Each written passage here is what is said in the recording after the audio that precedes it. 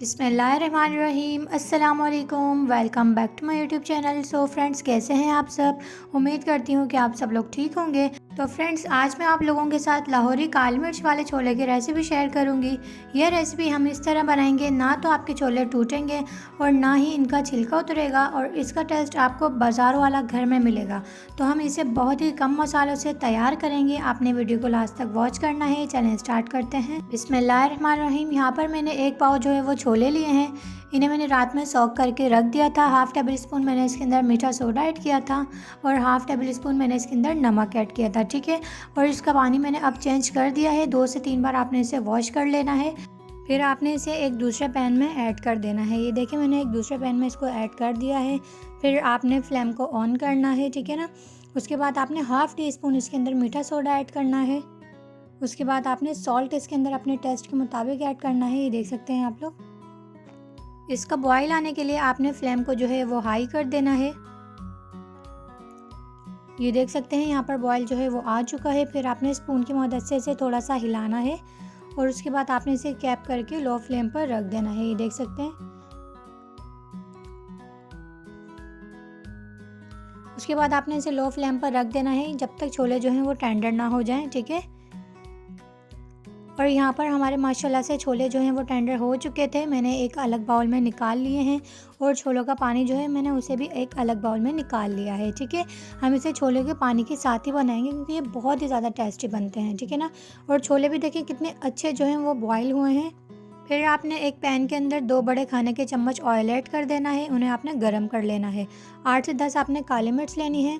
एक आपने बादियान का फूल लेना है। 3 आपने लौंग लेना है और एक आपने दालचीनी का पीस लेना है। एक आपने बड़ी इलायची ले लेनी है, ठीक है। ये सारे गरम मसाले को हम जो है ऑयल के अंदर ऐड कर देंगे। ऑयल को आपने थोड़ा सा गरम कर लेना है। उसके बाद हम इसे 1 मिनट के लिए इसके अंदर रोस्ट करेंगे ताकि इसकी खुशबू जो है वो बहुत अच्छी इसके अंदर फैल जाए। उसके बाद हम इसके अंदर 1 टीस्पून कुटी हुई लाल मिर्च ऐड करेंगे। ये देख सकते हैं आप लोग। आपने इसे एक से 2 मिनट के लिए रोस्ट करना है। इसका हम स्मोकी फ्लेवर बनाएंगे।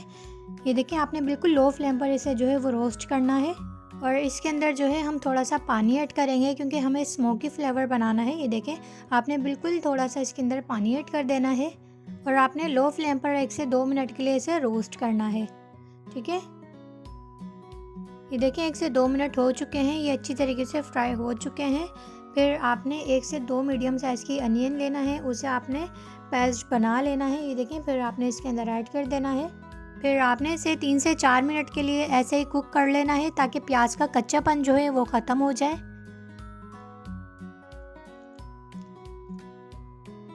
ये देखें, 3 से 4 मिनट हो चुके हैं और प्याज अच्छे से कुक हो गए हैं। उसके बाद आपने इसके अंदर 1 टेबल स्पून लहसुन अदरक का पेस्ट ऐड कर देना है। लहसुन अदरक के पेस्ट को इसी मसाले के साथ 1 से 2 मिनट के लिए रोस्ट कर लेंगे ताकि मसाले का जो कच्चापन है वो भी ख़त्म हो जाए और इसके अंदर प्यारी सी खुशबू आ जाए।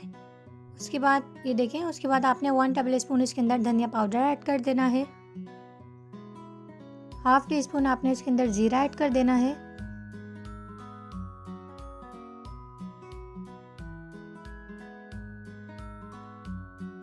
उसके बाद आपने 1 टीस्पून इसके अंदर सॉल्ट ऐड कर देना है। सॉल्ट कम ही ऐड करना है क्योंकि जब हम छोले बॉईल करते हैं तो इसके अंदर भी हम सॉल्ट ऐड करते हैं, ठीक है ना। उसके बाद आपने अच्छी तरीके से इसे रोस्ट कर लेना है ताकि मसाले जो हैं वो अच्छे से कुक हो जाएं। ये देखिए, मसाले जो हैं वो अच्छे से भून चुके हैं। उसके बाद आपने 150 ग्राम इसके अंदर दही ऐड कर देना है। इसके अंदर हम टमाटर का इस्तेमाल नहीं करेंगे, दही का इस्तेमाल करेंगे। दही को आपने इन्हीं मसालों के साथ 3 से 4 मिनट के लिए रोस्ट कर लेना है। ये देखें, इस तरीके से। और यहाँ पर 3 से 4 मिनट हो चुके हैं। दही अच्छे से इसके अंदर कुक हो चुका है। उसके बाद आपने चने लेने हैं। चने आपने इसके अंदर ऐड कर देने हैं। ये देख सकते हैं आप लोग। थोड़े से चने आपने अलग से रख लेने हैं। उसके बाद हम उसका पेस्ट ऐड करेंगे इसके अंदर, ठीक है ना। फिर आपने इन सबको अच्छे से मिक्स कर लेना है और आपने इसे 3 से 4 मिनट के लिए इसे ऐसे ही पकाना है ताकि मसाला जो है वो छोलों के अंदर अच्छे से ऑब्जर्व हो जाए। ये देखें, 3 से 4 मिनट हो चुके हैं। उसके बाद मैंने अलग से छोले जो है वो उठाकर रख दिए थे और इनका पेस्ट मैंने बनाकर रख लिया है। फिर आपने वो इसके अंदर ऐड कर देना है क्योंकि इससे थिकनेस बहुत अच्छी आती है, ठीक है ना। फिर आपने इसे और अच्छे से 1 से 2 मिनट के लिए मिक्स कर लेना है। फ्लेम को आपने नॉर्मल रखनी है, ज़्यादा हाई नहीं रखनी है। ये देखें, 1 से 2 मिनट हो चुके हैं اس کے بعد آپ نے اس کے اندر جو ہے وہ چھولوں کا پانی اس کے اندر ایڈ کر دینا ہے۔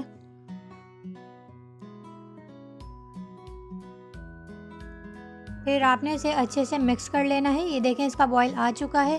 پھر آپ نے 1.5 ٹیبل اسپون اس کے اندر کالی مرچ کا پاؤڈر ایڈ کرنا ہے۔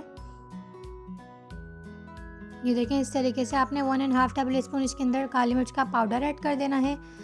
پھر آپ نے 5 سے 6 ہری مرچ لینی ہے، اس طریقے سے کٹنگ کر کے آپ نے اس کے اندر ایڈ کر دینا ہے، اور اس کا اچھی طریقے سے بوائل آ جائے پھر آپ نے اسے اچھے سے مکس کر لینا ہے۔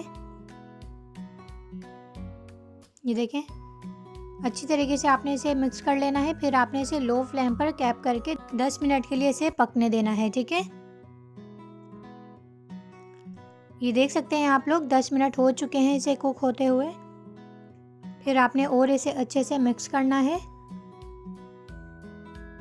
یہ دیکھ سکتے ہیں آپ لوگ ماشاءاللہ سے کتنے ڈیلیشیس اور کتنے یمی بنے ہیں یہ۔